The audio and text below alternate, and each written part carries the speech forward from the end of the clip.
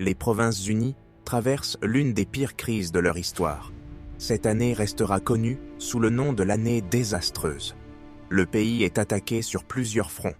La France de Louis XIV envahit le sud, l'Angleterre menace sur les mers, pendant que des troupes allemandes progressent à l'est.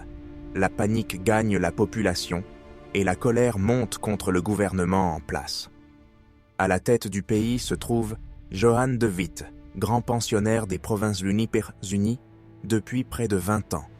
Brillant stratège, il a bâti la puissance néerlandaise sur le commerce et la diplomatie.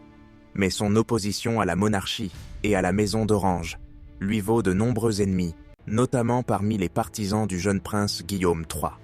Le 20 août 1672, l'impensable se produit. Son frère, Cornelis de Witt, accusé de complot contre le prince d'Orange, est arrêté et emprisonné à La Haye.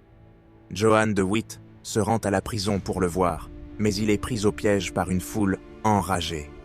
Les frères sont traînés hors du bâtiment, frappés, poignardés, massacrés par une population avide de vengeance. Leurs corps sont ensuite exposés en place publique. La violence ne s'arrête pas là. Des morceaux de chair sont prélevés.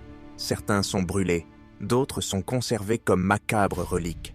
Des témoignages évoquent même un acte de cannibalisme. Certains auraient mangé des parties de leur foie, un geste à la fois symbolique et barbare.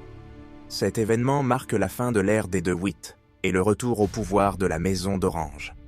Guillaume III devient le nouveau chef incontesté du pays, avant de monter sur le trône d'Angleterre quelques années plus tard. Aujourd'hui encore, le lynchage et le cannibalisme présumé des frères de Witt restent l'un des épisodes les plus sombres et les plus brutaux de l'histoire des Pays-Bas. Une preuve que, dans les périodes de crise, la fureur populaire peut dépasser toutes les limites.